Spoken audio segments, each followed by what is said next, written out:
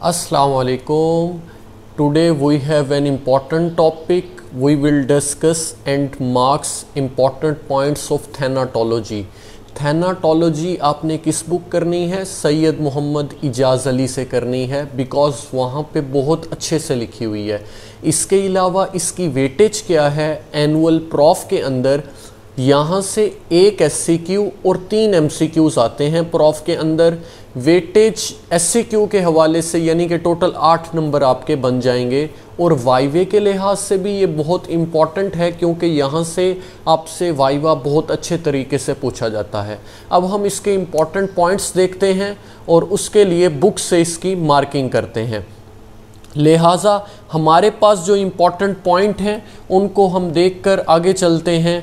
और ये अगर आप देखें कि थैनाटोलॉजी की डेफिनेशन आपको आनी चाहिए, इसके अलावा कि किसने क्या डेफिनेशन दी। जैसे हमारी बारी एमसीक्यूज़ था कि मुल्लर ने क्या कहा था, डेथ कैसे होती है, और सेफायरो का भी आपको पता होना चाहिए इसने किस तरह डेफिनेशन की है डेथ की। तो इन 2 साइंटिस्ट के नाम आपको अच्छे से आने चाहिए। इसके अलावा आप जो है ये देख लें ये वाला पॉइंट और आगे बढ़ते जाएं, और कैंप्स क्या होते हैं। ये ऊपर वाले 3 पॉइंट थैनाटोलॉजी की डेफिनेशन इंपॉर्टेंट है, और यहाँ पे भी अपना कॉन्सेप्ट क्लियर कर लें। डेथ के हवाले से अगर हम देखें तो इसको आपको आना चाहिए ये होती क्या है। प्रॉपर डेफिनेशन यहाँ पे लिखी हुई है। ट्राइपोड ऑफ लाइफ, 3 चीज़ें ज़िंदगी के बारे में क्या होती हैं वो पता होना चाहिए, वो यही 3 हैं। और उसके बाद situation creating problem recording the diagnosis of death, ये पॉइंट्स आने चाहिए। इसके अलावा आपको पता होना चाहिए कि फेजेस ऑफ डेथ क्या हैं, and why the moment of death is to be made more precise. Moment of death कि कब आप उसको प्रिसाइजली कह सकते हैं। फेजेस ऑफ डेथ का आपको पता होना चाहिए। आपको पता होना चाहिए कि transplantation ability of various cell, ये एमसीक्यूज में आते हैं। ट्रांसप्लांटेशन कब कितने वक्त के अंदर ऑर्गन की हो सकती है। इसके अलावा आपको पता होना चाहिए diagnosis of death, clinically old concept का, न्यू कॉन्सेप्ट का। डेक्लेरेशन यानी कि प्रेजेंट का क्राइटेरिया टू डायग्नोज डेथ, ये जो 4 पॉइंट्स हैं ये आपको आने चाहिए। ब्रेन डेथ, ब्रेन डेथ होती क्या है, होल ब्रेन डेथ और कोर्टिकल डेथ, और ये जो पॉइंट है इसका आपको अच्छे से पता होना चाहिए। ब्रेन स्टेम डेथ, बस इसका कॉन्सेप्ट बनाते जाएं, आपके कौन सी चीज़ किस लिहाज से इंपॉर्टेंट है आपको अच्छे से हो जाएगा। Criteria for diagnosing brain stem death, ये आया तो नहीं है, फिर भी आप इसको एक दफ़ा रीड कर लें और इसके एक दफ़ा अच्छे से कॉन्सेप्ट बना लें कि इसमें काम की चीज़ क्या है, फिर आप उसको अच्छे से कर सकते हैं।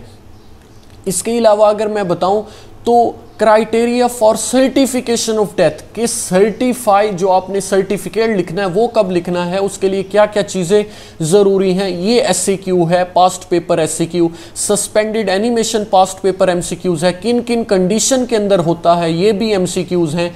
उसके बाद चेंजेस आफ्टर डेथ, अब क्वेश्चन आता है right the changes after death, इसमें आपने लिखना है इमीडिएट चेंजेस ये 2 पॉइंट, ये सारे पॉइंट, अर्ली चेंजेस ये सारे पॉइंट, लेट चेंजेस ये 2 पॉइंट, और वेरी लेट चेंजेस की भी एक हेडिंग बता के उसमें एडिपोसियर और ममीफिकेशन। बाज़ औक़ात ऐसे आता है write a note on very late changes of death, तो उसमें आप थैनाटोलॉजी या डेथ के बारे में तो आपने 2 लिखनी है, एडिपोसियर और ममीफिकेशन, फिर इनकी डिटेल लिखनी है।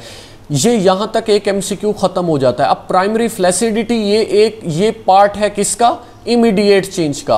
अब आई चेंजेस किस में शुरू होती हैं, यहाँ पे देखें early eye changes, late eye changes. ये अर्ली चेंजेस में, अर्ली चेंजेस की हेडिंग में अब जो आने वाला चीज़ होगी वो इसमें आएगी। जैसे आई चेंजेस अर्ली चेंज है, और लिवर मोर्टिस अर्ली चेंज है जिसको हम हाइपोस्टेटिस भी कहते हैं, रिगर मोर्टिस भी अर्ली चेंज है, और अल्गार मोर्टिस भी अर्ली चेंज है।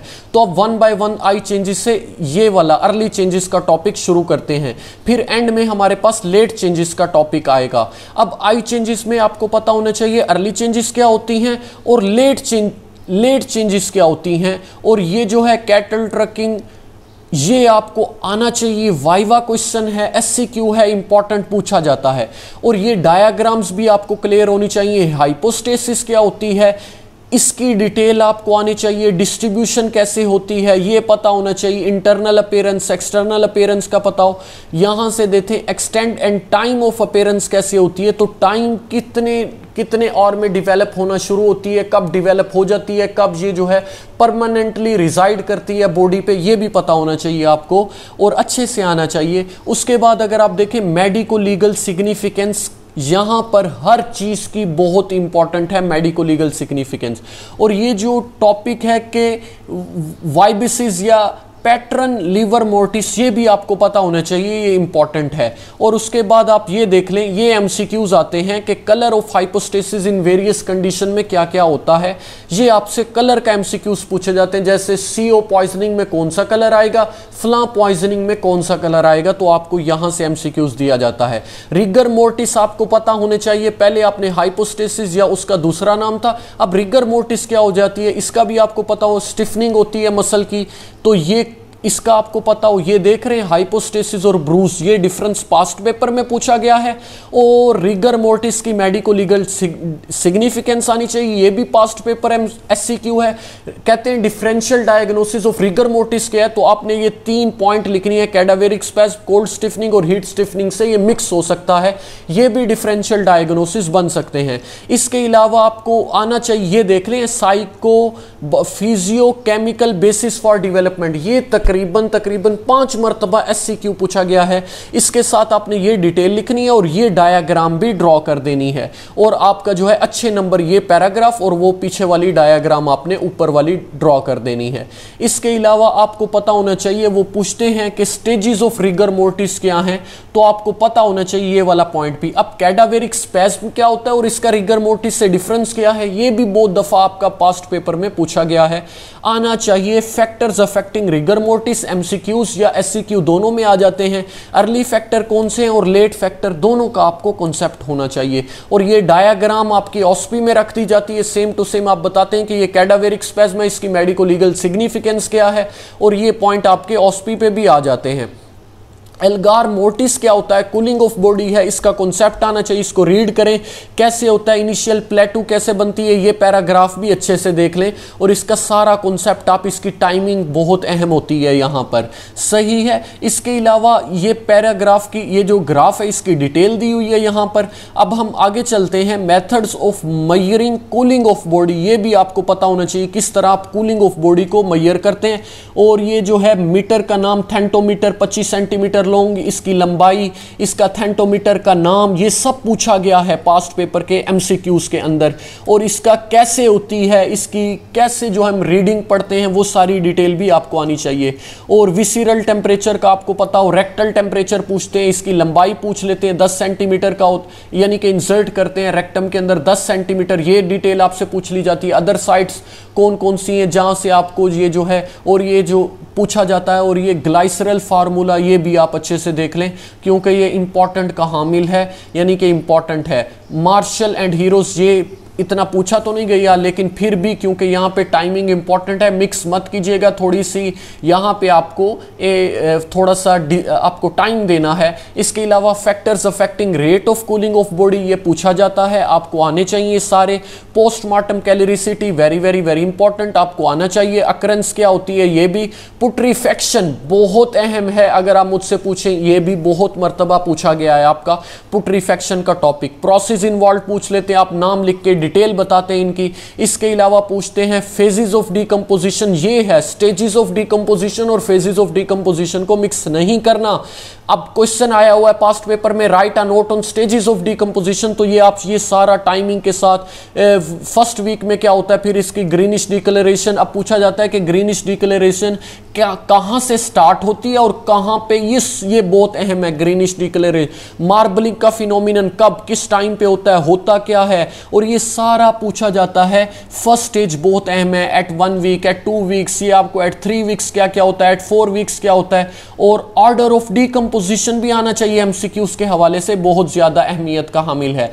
और ये सारा आप अच्छे से देख लें। फैक्टर्स अफेक्टिंग पुट्रिफिकेशन ये भी पूछे जाते हैं आपसे, SCQ आया हुआ है, पास्ट पेपर आपको आना चाहिए। मैसीरेशन क्या होती है ये पूछा जाता है। कैप्सर डिप्टम बहुत अहम है, ये बहुत दफा MCQs आया, ये सेम स्टेटमेंट दे दी जाती है और कहते हैं इसको MCQs में ऑप्शन आती है। कैप्सर डिस्पम जो है, डिक्टम जो है, ये इसकी ऑप्शन होती है, तो आपको ये अच्छे से आना चाहिए। एडिपोसेयर यानी कि स्पोनिफिकेशन, इसकी डिटेल क्या टाइमिंग है, कब होता है, ये आपको आना चाहिए। एसेंशियल फॉर एडिपोसेयर, क्या क्या चीजें रिक्वायरमेंट है एडिपोसेयर की। मेडिको लीगल सिग्निफिकेंस भी बहुत ज्यादा पूछी जाती है। मम्मीफिकेशन का आपको पता होना चाहिए। एम्बाल्मिंग क्या होता है, मम्मीफिकेशन भी इंपॉर्टेंट है। मम्मीफिकेशन, एडिपोसेयर और मैसीरेशन ये सारे अहमियत के हामिल हैं और आपको बहुत अच्छे से आने चाहिए। बायोकेमिकल चेंजेस आफ्टर डेथ आपको पता होना चाहिए। ब्लड में क्या होता है मरने के बाद, ये पूछा जाता है आपसे। CSF में क्या होता है, क्या चीज़ें बढ़ती हैं, क्या कम होती हैं, क्या टोटल अमाउंट होती है, ये सारा आपको। विट्रस ह्यूमर जो आई का ह्यूमर होता है, इसमें पोटाशियम का लेवल भी पूछ लेते हैं। रेट ऑफ चेंज, ये वाला जो पॉइंट है ये आपको आना चाहिए। Rises at the rate of 0.17, तो ये आपसे पूछ लेते हैं कि अगर 10 आवर में कितना रेट चेंज हो जाएगा, तो आप इसको मल्टीप्लाई बाय 10 कर देंगे।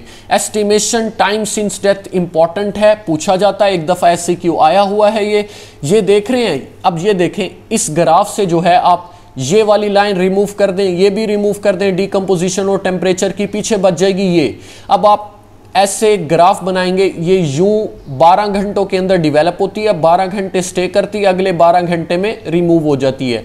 ये किसका है आपके पास, रिगर मोर्टिस का। ये देख रहे हैं रिगर मोर्टिस का ये वाला ग्राफ है। ये है डीकंपोजिशन का, ये है टेम्परेचर का। तो आप अलग-अलग से भी इनको बना सकते हैं और इजीली बन जाता है। अब आपके पास ये सब आपने रीड करना है अच्छे से। अब आगे जो टॉपिक आने वाला है वो इंपॉर्टेंट कहाँ मिला, जैसे एंटोमोलॉजी क्या होती है, और ये टेबल देखें, एस्टिमेशन टाइम सिंस डेथ, ये एग्जैक्ट टाइमिंग के साथ आपको पता हो इस टाइम पे ये होता है, ये पूछा जाता है। ये SCQ आ चुका है एक मर्तबा। और इसको देखें, estimation of time since death by entomology, यानी कि एक बॉडी है उस पे कीड़े पड़े हुए हैं, तो वहां से आप कैसे पता लगा सकते हैं उन कीड़ों से। अगर आपको एग मिलेंगे तो इसका मतलब है 24 घंटों में लार्वा मिलेंगे, और ये जो है फ्लाई मिलेगी, तो ये सारा टाइम पीरियड, ऑस्पी, वाइवा, सब आपसे पूछा जाता है। बहुत इंपॉर्टेंट है ये टेबल जो है। इसके अलावा time since death in buried bodies, जो बॉडीज जो है आपको दबा दी जाती है जमीन के अंदर, वहां से क्या किया जाता है। सडन डेथ को रीड करें, इसका मैकेनिज्म देखें, ये पूछा जाता है। Natural causes of unexpected death, ये CVS सिस्टम होता है, यानी कि सडन डेथ, एक बंदा बैठा है और यकदम उसका हार्ट बंद हुआ, डेथ होगी, ये सडन डेथ का कॉन्सेप्ट है। अब क्या क्या हो सकता है, CVS इन्वॉल्व है, नर्वस सिस्टम में सडन डेथ हो सकती है, रेस्पिरेटरी सिस्टम में हो सकती है, JIT करवा सकती है, जेनिटल सिस्टम भी सडन डेथ करवा सकता है। Certification of cause of death के सर्टिफिकेशन कैसे आप करते हैं, तो ये वाला वो कहता है सर्टिफिकेट लिखो WHO के मुताबिक, तो ये टेबल आप इसको बना सकते हैं। और इसका NRA में भी एक अच्छा सा टेबल दिया हुआ है, तो वहां से भी आप कर सकते हैं। पोस्टमार्टम वो मैं पिक रख दूंगा। देखें, एक डेफिनेशन है मैसीरेशन और इनका एक टेबल है, उसकी पिक रख देता हूं, वो आप इसी वीडियो में देख लीजिएगा NRA से जाके। और एक जो है सर्टिफिकेट ऑफ डेथ WHO के मुताबिक कैसे बनना, उसकी भी पिक रख देता हूं, ताकि आप NRA में जाके सिर्फ वही पिक देख लें और आपके लिए एनफ है। क्योंकि कुछ वो टेबल एज इट इज कहता है कि बना दो सर्टिफिकेट, तो आपको एग्जैक्ट सर्टिफिकेट का वो बनाना होता है। एग्जाम्पल आप यहां से देखें इसको और वो टेबल देख लेंगे तो आपका 100% परफेक्ट है। देखें, बुक यही परफेक्ट है, इसमें जितनी डिटेल दी हुई है तो पारिक और NRA मिला के भी उतनी डिटेल नहीं बनती, तो आपने यहीं से करना है, यही आपके लिए बेस्ट है। ये 1 ईयर के एक्सपीरियंस के मुताबिक ये बुक चूज की गई है।